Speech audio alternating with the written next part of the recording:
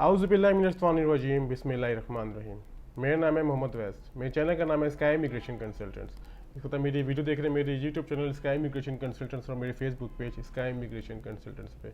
Shenzhen visa refused. Schengen सिर्फ single state नहीं है, शेंजन 26 कंट्रीज़ की स्टेट आती है। इसमें फ्रांस भी है, बेल्जियम भी है, स्पेन भी है, नॉर्वे भी है, स्वीडन भी है, इटली भी है, फ्रांस भी है, लैटविया भी है, लिथुआनिया भी है, ग्रीस भी है, फिनलैंड, बहुत सारे कंट्रीज 26 कंट्रीज़ आते हैं। अगर इसमें से आपका किसी भी कंट्री का वीज़ा रिफ्यूज़ होता है जिसकी पाकिस्तान में एम्बेसीज़ हैं, आपको पता है सारा कुछ नॉर्मली आप सबका कर सकते हैं जहाँ से मर्जी, जिस दुनिया के जिस मर्जी कोने से, लेकिन अगर आपके पाकिस्तान में जिस एम्बेसी से आपका वीज़ा रिफ्यूज़ हो, जो पाकिस्तानी की बात कर रहा हूँ, उसकी अपील का राइट रखते हैं, अपील आप कर सकते हैं। इसका जवाब कितनी देर में आता है, वीज़े के चांसेस कितने होते हैं और अपील किस तरह की जाती है, मैं आपको सब कुछ इस वीडियो में बताने की समझाने की कोशिश करूँगा।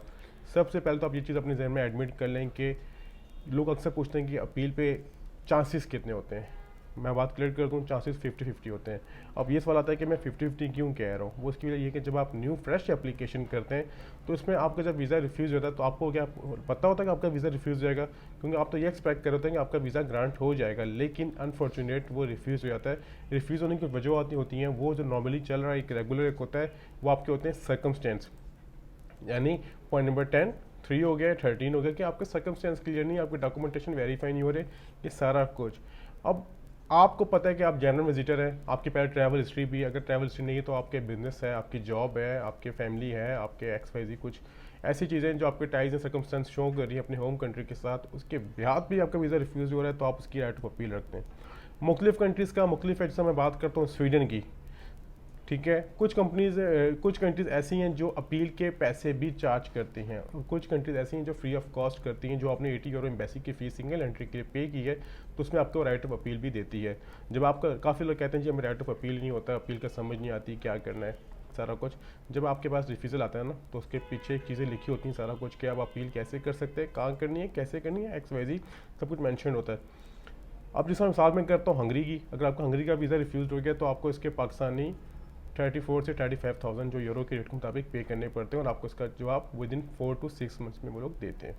ये बात क्लियर कर लीजिएगा। आप हंगरी की बात कर रहा हूँ, आपको पे करने पड़ेंगे। अब बात करते हैं हम लोग स्पेन की। अगर आपका स्पेन का वीज़ा रिफ्यूज़ हो गया तो आपको इसकी ऑनलाइन कोई फीस नहीं है, आपको इसका जवाब कुछ टाइम में आ जाता है। होता है इस तरह कि आपने इसकी अपील कर दी, फॉरवर्ड कर दी, अगर आपकी अपील एक्सेप्ट करते हैं तो आपको एक इन्विटेशन लेटर देते हैं, अपॉइंटमेंट लेटर देते हैं कि हमारी एम्बेसी में आए, हम आपसे इंटरव्यू कंडक्ट करना चाह रहे हैं, सारा कुछ। तो वो आपकी अपील, बाकी आपका इंटरव्यू पे कंटेक्ट करता है, आपके इंटरव्यू भी डिपेंड करता है आपका इंटरव्यू किस तरह, और उसके बाद आपका वीज़ा अप्रूवल के रेट होते हैं। अब सर लास्ट डेज में हमने लगाया था कि अल्हम्दुलिल्लाह हमारे स्पेन के आई थिंक 5 to 6 मंथ्स के बाद वीज़े अप्रूव हुए इंटरव्यू के बाद, ठीक है, अल्हम्दुलिल्लाह। लेकिन काफ़ी जो क्लाइंट थे उसको हो गए थे, और ऐसे कुछ वो हमारे डेनमार्क के क्लाइंट थे वजीराबाद से, जिनके वीज़े अप्रूव हुए डेनमार्क के फैमिली के 7 to 8 मंथ्स के बाद अप्रूवल के।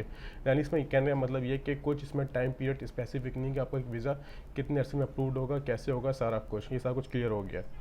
अब बात करता हूँ स्वीडन की। स्वीडन एक ऐसा कंट्री जो आपको विद इन 28 डेज़ में रिप्लाई करता है यस और नो में, स्वीडन।